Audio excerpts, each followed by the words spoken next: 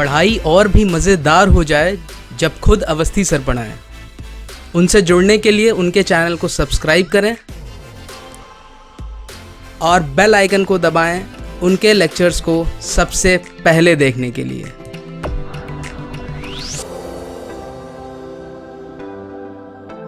Hello students and welcome back to the next lecture of alternating currents. आज के lecture में बच्चों we are going to discuss the very important concept of resonance. Resonance is a very important topic for your board point of view, and for engineering students you have to study power factor and power in the AC circuit. Apart from that, you have to draw phasor diagrams in three phase circuits. For that you need to understand when a particular series or parallel circuit is in resonance. In today's lecture we'll be discussing resonance from the series RLC circuit point of view. So first and foremost thing is, if you are asked to define resonance, बहुत से बच्चों को ये confusion रहता है what is resonance. ये question आएगा तो what will be the reply. Fine, तो the properties of the resonance are a different thing all together, but if you are asked the proper definition of resonance, then I have mentioned it here. Resonance in a series RLC circuit, I should rather write resonance in a series RLC circuit is the condition in which the current in the circuit is maximum. That is the most important condition. The current in the circuit is maximum. यहां पर I have taken a series RLC circuit. I is the current. So what will be the value of I? I will be E naught divided by under root. We have already studied this concept, R square plus this will be XL minus XC whole square. In the last lecture we have already discussed series RLC circuit. यहाँ पर I know that XL is equal to omega L and XC is equal to 1 upon omega C. If I put the values of XL and XC, then the value of I will be E naught under root R square plus omega L minus 1 upon omega C whole square. अब यहीं से बच्चों the condition of the resonance is derived. See, my basic definition says that under resonance the current in the circuit has to be maximum. In order to make current maximum को मैं I naught भी लिख सकता हूं, I max भी लिख सकता हूं. If I want to maximize the current, then in this particular expression I have to minimize the denominator. मुझे denominator को minimize करना पड़ेगा. In that case only I'll get the maximum value of the current. अब यहां पर देखिए, अगर मैं सीरीज सर्किट ले रहा हूं तो resistance is the quantity which does not depend on the frequency. We have already discuss this concept earlier. Resistance एक ऐसा पैरामीटर है जो मेरा फ्रीक्वेंसी पे डिपेंड नहीं कर रहा, but XL and XC are dependent on the angular frequency omega L and omega C. If I wish to minimize this denominator, इस denominator को मेरे को अगर minimize करना है तो the parameters on which I can operate are omega L या XL and XC. मैं XL और XC पर ही ऑपरेट कर सकता हूं. अब अगर ध्यान से देखो आप, तो this particular term is in square value, omega L minus 1 upon omega C. The minimum value of denominator will occur if this particular term is 0. Fine. If omega L minus 1 upon omega C tends to 0, then I can rather say that my denominator is minimum. अब omega L minus omega C 0 कब हो सकता है? ध्यान से समझेंगे. अगर मेरा omega 0 की तरफ टेंड करे या मेरा ओमेगा इंफिनिटी की तरफ टेंड करे, दोनों ही केस में I can get omega L minus 1 upon omega C as 0. अब जब ये कंडीशन बच्चों होल्ड करेगी तभी मेरा सीरीज सर्किट रेजोनेंस पे होगा.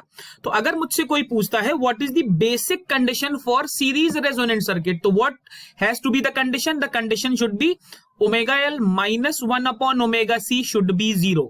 अगर मैं ऐसा करता हूं तो omega L comes as 1 upon omega सी.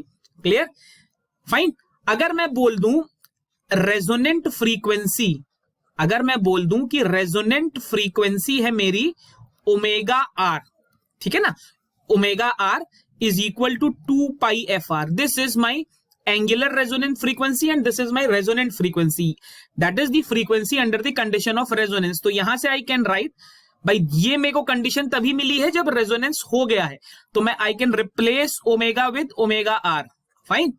तो this is what I can write. यहां से I can conclude omega R square is 1 upon L C. या I can say omega R is equal to 1 upon under root L C. अगर मैं omega are की जगह बच्चों कर दूं 2 पाई एफ आर, तो 2 pi F R is equal to 1 upon under root L C. तो यहां से मुझे क्या मिलेगा, F R is equal to 1 upon 2 pi under root L C. This is the expression for resonant frequency. Fine. This is the expression for resonance frequency. अब मैं आपको कुछ कंडीशंस बताता हूं। देखिए क्वेश्चन बहुत पूछा जाता है, what are the characteristics of a series resonant circuit. तो पहली कैरेक्टरिस्टिक्स सीरीज रेजोनेंट सर्किट की क्या है, आप बुक्स में देखोगे तो आपको बहुत सारे पॉइंट्स मिलेंगे, but I will strictly be discussing the conceptual points, ठीक है ना। तो पहली कंडीशन क्या है, सीरीज आरएलसी सर्किट में अगर रेजोनेंस होगा तो मेरा current will be maximum, current will be maximum. ये पहली कैरेक्टरिस्टिक है, इनफैक्ट यही नेसेसरी कंडीशन है। अब आप एक बात देखो, अगर मैं करंट को मैक्सिमाइज कर रहा हूं तो what can be said about the other parameters of the circuit. अब यहां पर देखिए XL is equal to XC है, मैं ऑलरेडी जान चुका हूं या मैं पुराने लेक्चर में पढ़ चुका हूं, the value for impedance is this XL minus XC का होल स्क्वायर। इनफैक्ट मैं लिख सकता हूं I is equal to E upon Z, ठीक है ना, ये मैं लिख सकता हूं। अब एक्सएल और एक्सी तो बराबर है, तो जेड कितना आ गया, आर के बराबर आ गया। तो मैं क्या कह सकता हूं, impedance of the circuit is purely resistive. This is very important, the impedance of the circuit is purely resistive, ठीक है ना। अब एक चीज और देखो, मेरा करंट मैक्सिमम है, ऑब्वियसली जेड मिनिमम होगा। तो एक और इंपॉर्टेंट यहां से पॉइंट मिलता है, impedance of the circuit is minimum. This is again a very very important condition. तीन बेसिक कंडीशंस मैंने देखी, current is maximum, impedance is minimum, impedance is resistive. दूसरी एक और इंपॉर्टेंट कंडीशन देखिए, the voltage across the resistance. भाई अगर आप देख लीजिए तो रेजिस्टेंस के अक्रॉस जो भी वोल्टेज आ रहा है वही मेरा अप्लाइड ईएमएफ है, वही मेरा अप्लाइड ईएमएफ है। आप चेक कर लो भाई, जब मेरा इंपिडेंस प्योरली रेजिस्टिव है और अगर मैं आपसे बोलूं V is equal to I into Z, तो Z is purely resistive.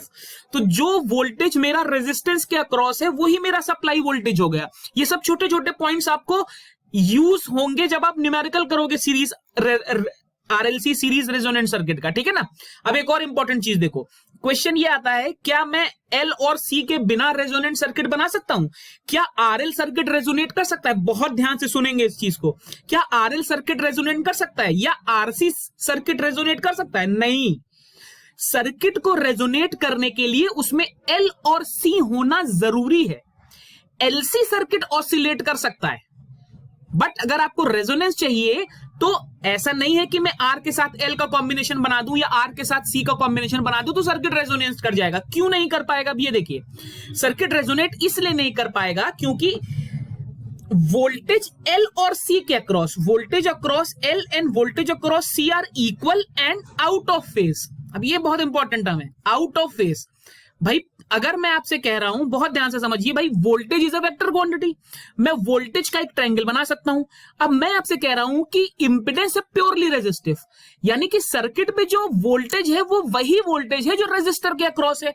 But मैं पढ़ क्या रहा हूं, मैं तो सीरीज आरएलसी सर्किट का रेजोनेंस पढ़ रहा हूं। तो क्या एल और सी पर वोल्टेज नहीं होगा? बिल्कुल होगा, बट वोल्टेज कैंसिल आउट होगा, ठीक है ना। जब मैं वोल्टेज ट्रायंगल बनाता हूं, वोल्टेज ट्रायंगल जब मैं बना रहा हूं तो वेक्टर के हिसाब से बनाऊंगा, मतलब ये बताऊंगा VR है, ये बताऊंगा VL है एंड सो ऑन, जो हम ऑलरेडी डिस्कस कर चुके हैं, वो हम यहां पे डिस्कस नहीं कर रहे हैं। तो जब VL और VC बराबर होंगे आउट ऑफ फेज, मतलब उनके बीच का फेज एंगल 180 डिग्री होगा, तभी मेरा सर्किट रेजोनेट करेगा, ठीक है ना। ये चीज ध्यान रखिएगा। एक और इंपॉर्टेंट चीज है, VL and VC are very high. This is again a very important point. VL and VC are very high compared to the applied EMF compared to applied EMF, और अप्लाइड ईएमएफ क्या है, VR के बराबर है। ये हम अभी यहीं पर डिस्कस कर चुके हैं पॉइंट नंबर 4 पे। तो ये भी एक बहुत इंपॉर्टेंट कंडीशन या कैरेक्टरिस्टिक कही जा सकती है सीरीज रेजोनेंट सर्किट की, ठीक है ना। अच्छा, अगर आपसे पावर डिसिपेशन की बात करें तो पावर कितना डिसिपेट होगा, E square upon R. Impedance purely resistive है तो मैं पावर सीधे ई स्क्वायर अपॉन आर से निकाल सकता हूं। अब एक और बहुत ही इंपॉर्टेंट पॉइंट है which says a series resonant circuit, इसको सभी लोग नोट कर लेंगे। A series resonant circuit is considered as an acceptor circuit. Very important point, this circuit is considered as an acceptor circuit. देखिए कुछ मैग्निफिकेशन भी होता है बट वो मैं भी आपको मैथमेटिकली दिखाऊंगा। इसी लेक्चर के आगे के पार्ट में हम देखेंगे कि वोल्टेज या करंट में से कौन सी क्वांटिटी मैग्नीफाई हो रही है और क्यों हो रही है। अभी हमें ध्यान देना है कैरेक्टरिस्टिक में। तो series resonant circuit acceptor circuit. अब क्वेश्चन आता है what does this acceptor circuit means. इस एक्सेप्टर सर्किट का मतलब क्या है। इस एक्सेप्टर सर्किट का मतलब है मैं उसे नंबर ऑफ फ्रीक्वेंसीज सप्लाई करूंगा, नंबर ऑफ फ्रीक्वेंसीज मेरे इनपुट पे होंगी बट वो एक्सेप्ट करेगा केवल एफ आर। ध्यान रखिएगा, series resonant circuit is an acceptor circuit which accepts only one frequency, that is FR, and it rejects all the other frequencies, ठीक है ना। and the current for this part, इसको note करते चलिए, the current for this frequency is maximum. A series resonant circuit rejects all the other frequencies except one frequency, that is the resonant frequency, and for that particular frequency the current in the circuit is maximum. Fine. अब एक और चीज देखिए, एक important point जो miss हो रहा था। अगर मेरा सर्किट प्योरली रेजिस्टिव है, भाई इंपिडेंस तो प्योरली रेजिस्टिव है, तो प्योरली रेजिस्टिव सर्किट में मैं फेज एंगल के बारे में क्या कह सकता हूं, फेज एंगल के बारे में कुछ कह सकता हूं, बिल्कुल कह सकता हूं। क्या कह सकता हूं, voltage and current are in same phase. भाई अगर सर्किट प्योरली रेजिस्टिव है तो रेजिस्टिव सर्किट की सभी कंडीशंस को उसे फुलफिल करना चाहिए। सबसे इंपॉर्टेंट कंडीशन यही है भाई, प्योरली रेजिस्टिव सर्किट में हम देख चुके हैं that voltage and current are in same phase, तो this condition should apply here, ठीक है। रेजोनेंट सीरीज रेजोनेंट सर्किट में आपसे कोई फेज एंगल की बात करेगा तो आप बोलोगे कि वोल्टेज और करंट में फेज एंगल 0 है, ठीक है ना। अगर बच्चों फेज एंगल 0 है तो cos फाई की वैल्यू कितनी आएगी, cos phi is cos 0, cos 0 इज 1। अभी आप नेक्स्ट लेक्चर में जब मैं आपको पावर फैक्टर पढ़ाऊंगा तो आप देखोगे कि this cos phi is called power factor. देखिए दो चीजें हैं, अगर मैं पावर इन एसी सर्किट पहले पढ़ा था तो मुझे पावर में पावर पढ़ाते वक्त आपको बताना पड़ता है कि पावर की कंडीशन में रेजोनेंस होता है, मतलब यूनिटी पावर फैक्टर की कंडीशन में रेजोनेंस होता है, बट हमने पहले रेजोनेंस पढ़ा है। तो अभी बस इतना जान लो कि power factor is cos phi. अच्छा, since impedance is purely resistive, देखो कैसे चीजें कनेक्ट हो रही हैं, लॉजिक समझ में आना चाहिए। इंपिडेंस प्योरली रेजिस्टिव है तो फाई 0 होगा, अगर फाई 0 होगा तो cos 0 1 होगा, लेकिन cos फाई होता है पावर फैक्टर। तो रेजोनेंस की एक और बहुत ही इंपॉर्टेंट कंडीशन है that under resonance the power factor of the circuit is unity. This is very very important. जब हम पावर फैक्टर पढ़ लेंगे नेक्स्ट लेक्चर में तो आप सभी डॉट्स को कनेक्ट कर पाओगे, क्लियर है। तो this is about series resonant circuit. अब क्वेश्चन आता है why the hell are we studying a series resonant circuit, मुझे रेजोनेंस से फायदा क्या है। तो अब नेक्स्ट आर्टिकल में हम पढ़ेंगे कि रेजोनेंस कर्व क्या है, और रेजोनेंस कर्व की शार्पनेस मुझे एक नया पैरामीटर इंट्रोड्यूस करके देगी जिसको मैं बोलूंगा क्यू फैक्टर या क्वालिटी फैक्टर। चलिए देखते हैं what does this sharpness of resonance mean. चलिए बच्चों, अब हम लोग देखते हैं कि how can we measure the sharpness of resonance, या फिर a very important and confusing parameter that is Q factor. 10+2 में बहुत से स्टूडेंट्स को क्यू फैक्टर में प्रॉब्लम रहती है, एंड सीबीएसई बोर्ड के स्टूडेंट्स के लिए Q factor is a very important question. Engineering के स्टूडेंट्स को भी फर्स्ट ईयर में भी बेसिक इलेक्ट्रिकल पढ़ के आए हैं, सेकेंड ईयर में भी नेटवर्क एनालिसिस सिग्नल्स पढ़ेंगे, बट वहां पर भी क्यू फैक्टर का फिजिकल सिग्निफिकेंस कभी भी बहुत से बच्चों को नहीं समझ में आता। तो सबसे पहले बच्चों हम लोग क्यू फैक्टर का फिजिकल सिग्निफिकेंस समझेंगे, उसकी डेफिनेशन देखेंगे, फिर हम उसके एक्सप्रेशन में आएंगे। चलिए, डेफिनेशन मैंने लिखी हुई स्क्रीन पे। The Q factor of a series resonant circuit is defined as the ratio of the resonant frequency. तो मैं क्यू फैक्टर का अगर एक्सप्रेशन लिखना चाहूं तो Q factor is the ratio of the resonant frequency omega R to the difference in two frequencies taken on both sides of the resonant frequency। आपको ऐसे समझाऊं, अगर एक और कर्व बनाऊं, मान लेता हूं this is my omega and this is my I, ठीक है ना, this is my I max. तो एक अगर सिंगल कर्व बनाता हूं, ये मैंने एक सिंगल कर्व बनाया है ऐसे, this shows the variation of current with respect to frequency. तो मेरी डेफिनेशन कह रही है it is the ratio of the resonant frequency. अब सबसे पहली चीज देखिए, रेजोनेंट फ्रीक्वेंसी कौन सी फ्रीक्वेंसी होगी? अभी मैं रेजोनेंस का कंडीशन पढ़ के आया हूं। रेजोनेंस वो कंडीशन है जब करंट मैक्सिमम है। तो ये वो पॉइंट है बच्चों जहां पे करंट मैक्सिमम है। तो इस पॉइंट के करस्पॉन्डिंग जो भी फ्रीक्वेंसी होगी ओमेगा एक्सिस पे, ये this is my resonant frequency omega R. तो मेरा क्यू फैक्टर क्या है? It is the ratio of the resonant frequency to the difference in two frequencies taken on the either side at which the current is 1/√2 times the value of the resonant frequency. अब बहुत ध्यान से इसको समझेंगे, कैसे करेंगे? सबसे पहले आप एक कर्व बनाओगे आई और ओमेगा के वेरिएशन का। वेरिएशन ऐसा ही होगा। डिजिटल कम्युनिकेशन या कम्युनिकेशन इंजीनियरिंग पढ़ने के बाद आप समझ जाओगे कि मैक्सिमम कर्व्स ऐसे क्यों आते हैं, सिंक पल्स की तरह आएगा। चलो, अब इसके बाद मैं वो पॉइंट निकालूंगा जहां पे करंट अपनी रेजोनेंट वैल्यू का 1/√2 टाइम हो जाए। तो भाई रेजोनेंट वैल्यू पे करंट है कितना? रेजोनेंट वैल्यू पे तो करंट मैक्स है। तो मुझे वो पॉइंट निकालने हैं दोनों तरफ। मान लिया ये वो पॉइंट है जहां पर मुझे मिल रहा है आई मैक्स बाई √2, मतलब ये वो पॉइंट है जहां पर करंट अपनी मैक्सिमम वैल्यू की 1/√2 टाइम्स हो रही है। ठीक है ना? इस पॉइंट को मैंने ऐसे ज्वाइन कर दिया।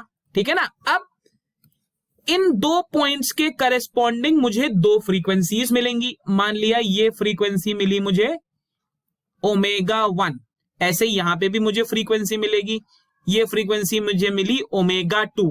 तो मेरी डेफिनेशन कहती है it is the ratio of the resonant frequency to the difference in the frequencies at the point where the current is 1/√2 times the maximum value। अब ध्यान रखेंगे, इन दोनों पॉइंट्स को हम बोलते हैं हाफ पावर पॉइंट्स। ध्यान रखेंगे, these points are called half power points. यहीं पर देख लीजिएगा, थर्ड ईयर में दिक्कत नहीं होगी। Half power points. अब क्यों कहते हैं इन्हें हाफ पावर पॉइंट्स? तो भाई देखो, power is directly proportional to I square. ठीक, P is equal to I square Z. Impedance तो रेजिस्टिव है, कांस्टेंट है, तो पावर किसके प्रोपोर्शनल है? आई स्क्वायर के। अब यहां पर अगर करंट 1/√2 टाइम्स है, तो जब √2 का स्क्वायर करेंगे, अगर ये P1 है तो P2 कितना आ जाएगा? आई स्क्वायर बाई 2 आ जाएगा। तो P2 पे मेरी जो पावर है वो P1 की आधी है।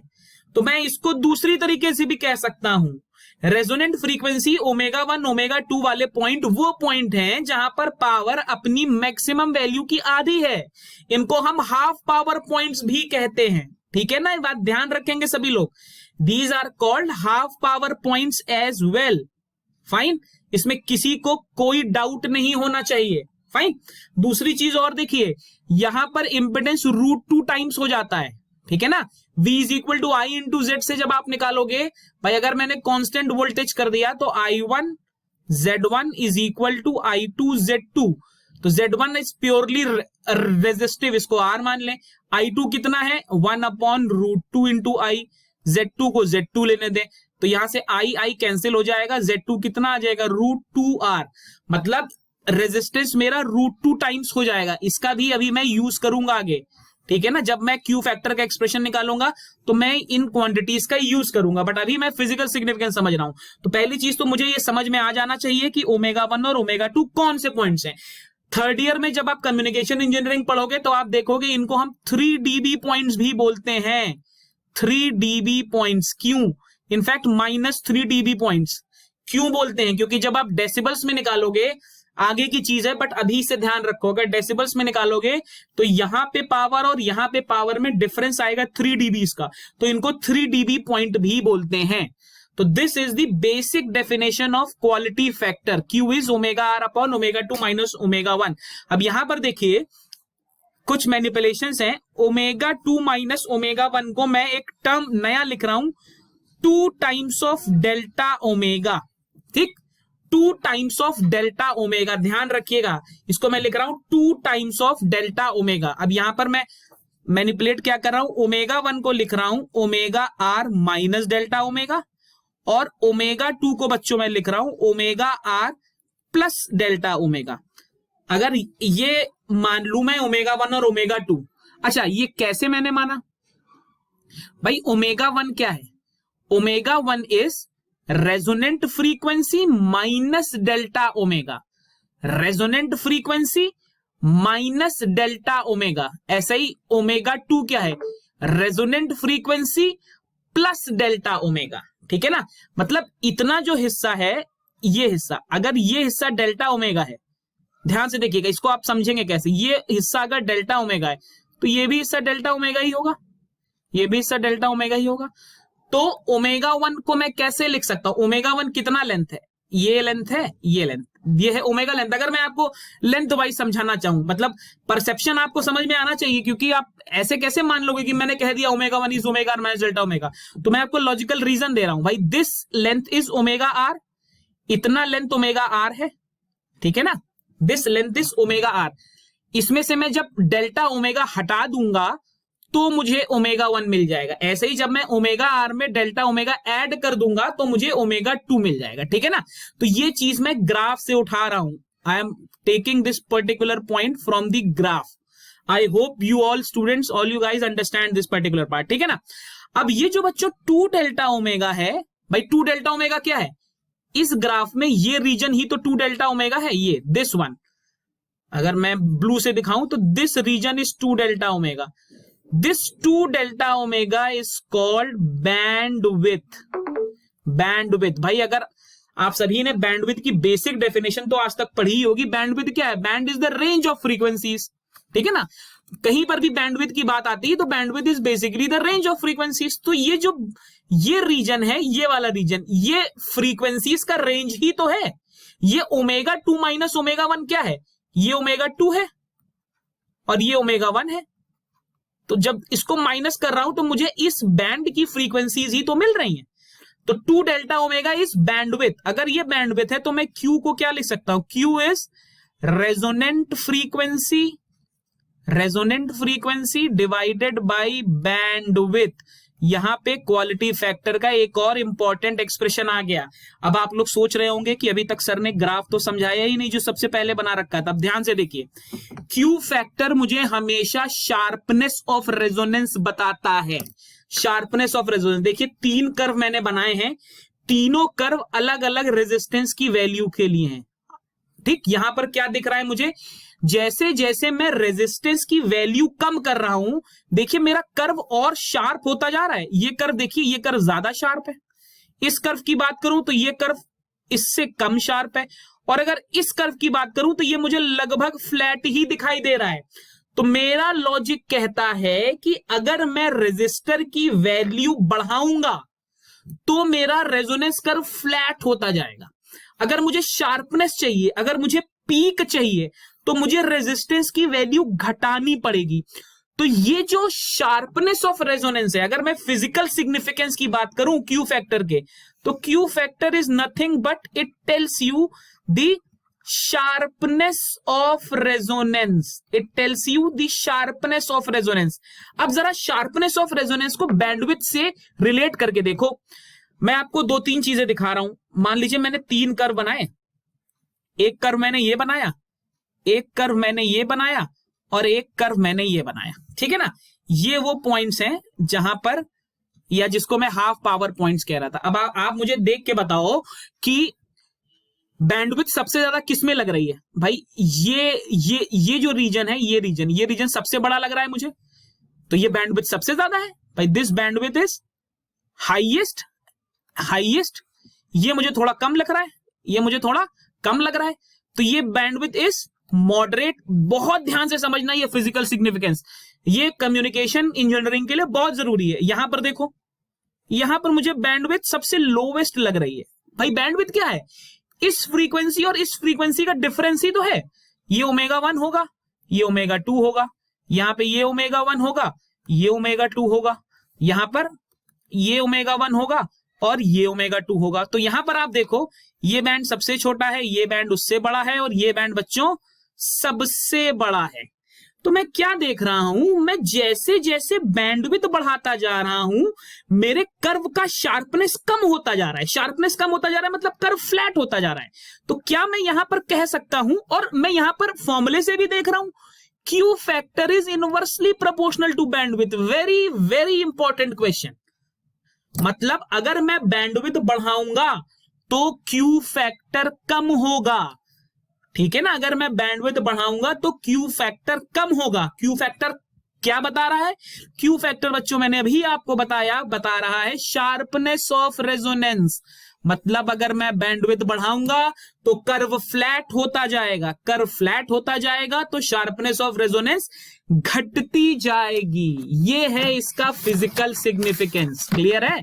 Sharpness of resonance is the physical significance of this particular point. Fine, चलिए अब फटाफट से देखते हैं कि Q फैक्टर का एक्सप्रेशन कैसे निकाल सकते हैं, और वहीं से हमें कुछ एम्प्लीफिकेशन के बारे में भी पता चलेगा। चलिए लेट्स चेक इट आउट। चलिए बच्चों, अब Q फैक्टर का मैथमेटिकल एक्सप्रेशन देखते हैं। We'll be using two concepts। सबसे पहली चीज मुझे मालूम है कि रेजोनेंस पे इंपेडेंस प्योरली रेजिस्टिव होता है और हाफ पावर पॉइंट्स पे √2R, अभी मैंने आपको पीछे प्रूव करके दिखाया था, ठीक है ना। This is the basic expression for Z। तो एट ओमेगा 1 एंड ओमेगा 2 मैं Z की जगह क्या लिख सकता हूं? √2R, ठीक है ना। And this √2R can be written as, for that matter I can write as √R² plus omega L minus 1 upon omega C whole square. अगर मैं दोनों तरफ स्क्वायर कर दूं तो I get 2R² is equal to R² plus omega L minus 1 upon omega C whole square. देखिए सबसे important चीज यही है कि मैंने ये कैसे लिखा। आपकी बुक्स में यहां से स्टार्ट है बट लॉजिक नहीं समझाया गया कि इंपेडेंस कैसे √2R हो गया, ठीक है ना। तो this is R² is equal to omega L minus 1 upon omega C whole square, या I can write omega L minus 1 upon omega C is equal to plus minus R। अब यहां पर सबसे इंपॉर्टेंट स्टेप मैं कर रहा हूं, देखो ओमेगा 1 और ओमेगा 2 दो अलग अलग फ्रीक्वेंसीज हैं, तो मैंने क्या मान लिया, omega 1 L minus 1 upon omega 1 C is minus R। भाई यहां पर R की दो वैल्यूज हैं, और omega 2L minus 1 upon omega 2C is plus R, ठीक है ना। यहां पर मैंने ऐसे मान लिया।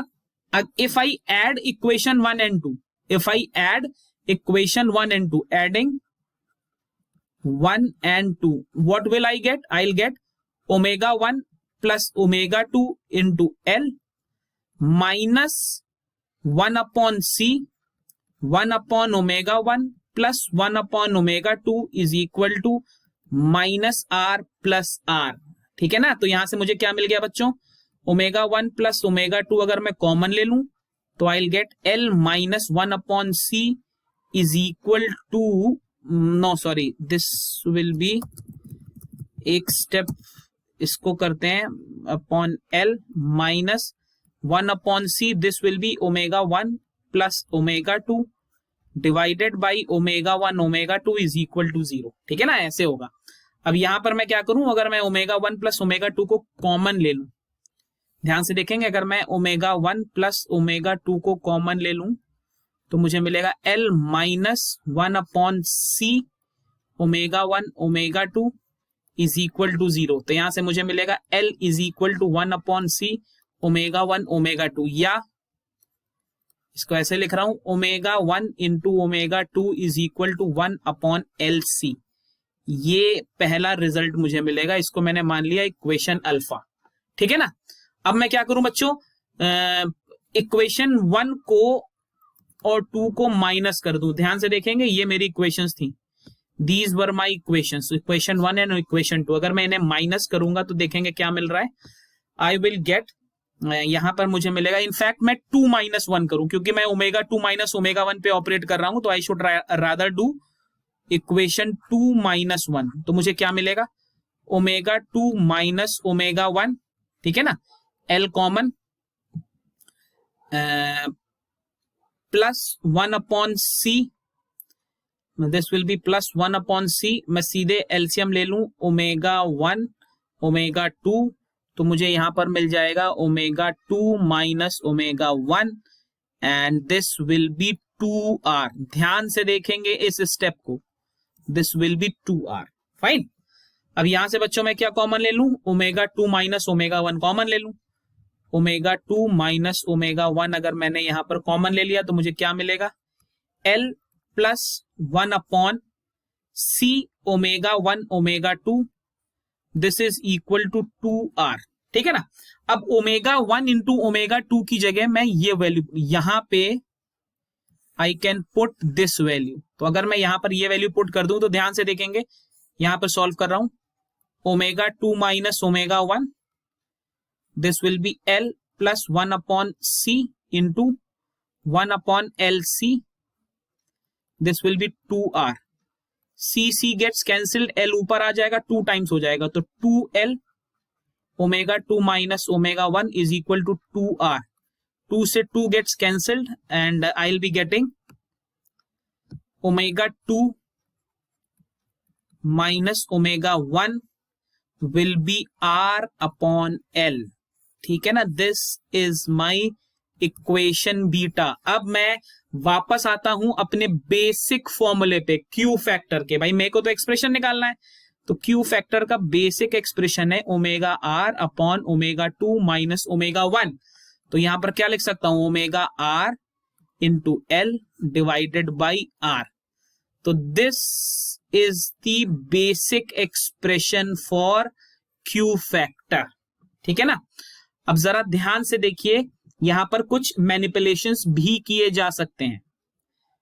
देखिए एक्सेल होता है ओमेगा इंटू एल, ठीक, तो ये मैं क्या देख रहा हूं, this is nothing but a term corresponding to XL.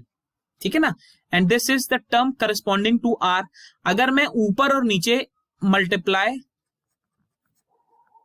By IRMS, ध्यान से देखेंगे इस स्टेप को, न्यूमरेटर और डिनोमिनेटर में मैं IRMS से मल्टीप्लाई कर रहा हूं, तो Q आ जाएगा बच्चों omega R L into IRMS divided by R into IRMS। अब ध्यान से देखो, ये वोल्टेज है किसके अक्रॉस, रेजिस्टर के अक्रॉस, और रेजिस्टर के अक्रॉस वोल्टेज कौन सा वोल्टेज था, अप्लाइड वोल्टेज। भाई रेजोनेंस में चल रहे हैं, बहुत इंपॉर्टेंट पॉइंट है, voltage across resistor is your applied voltage. तो नीचे क्या है, मेरा अप्लाइड वोल्टेज, और ये क्या है, this is the voltage across inductor.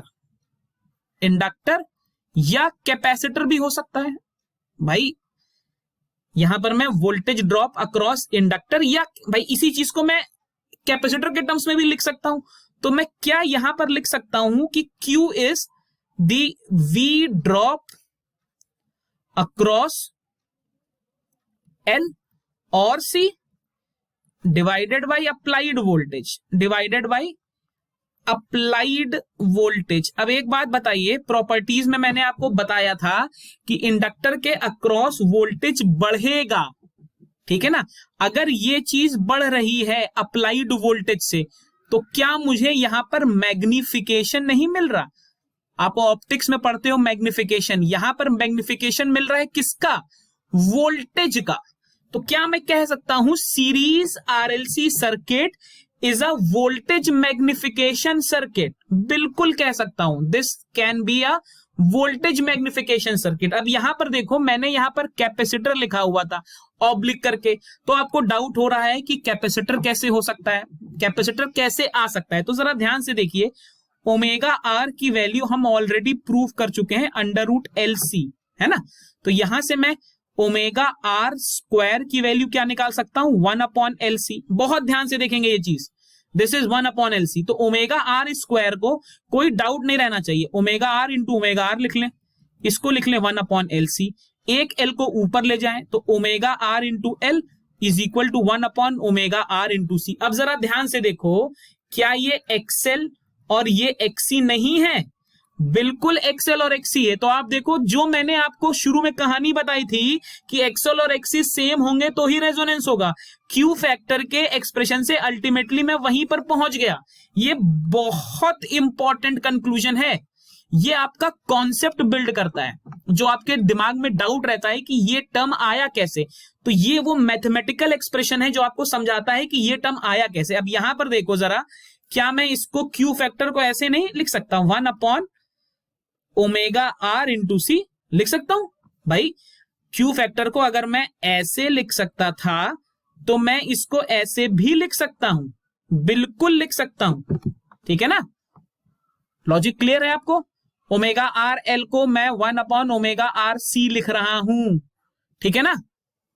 चलिए, यहां पर एक आर और आएगा, सॉरी यहां पर एक आर और आएगा, ठीक है ना? एक आर और है, ये वाला आर तो रहेगा ही रहेगा।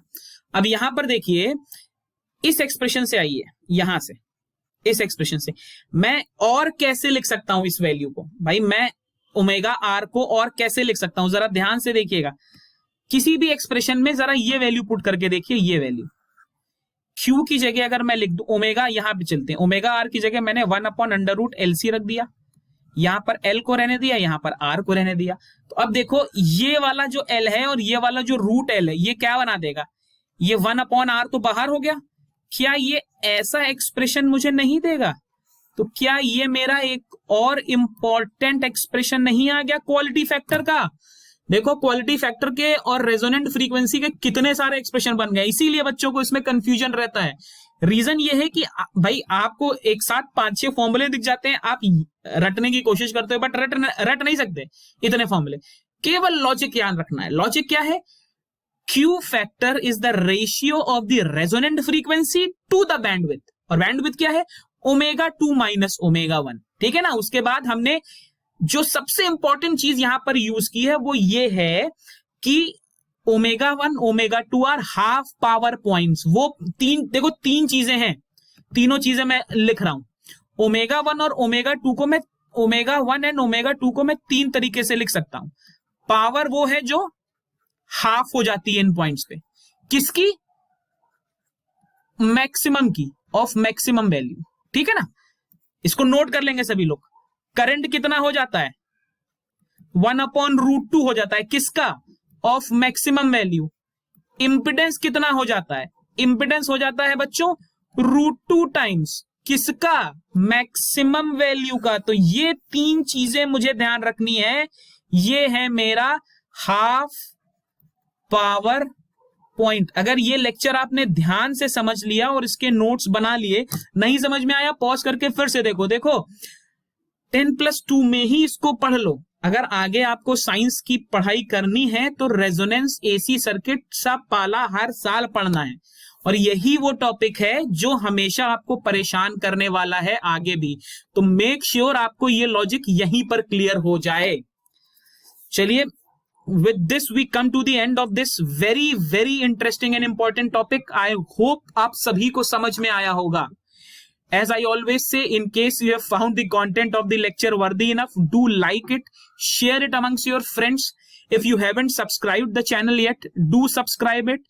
Stay safe, stay healthy, and most importantly, study well. Thank you.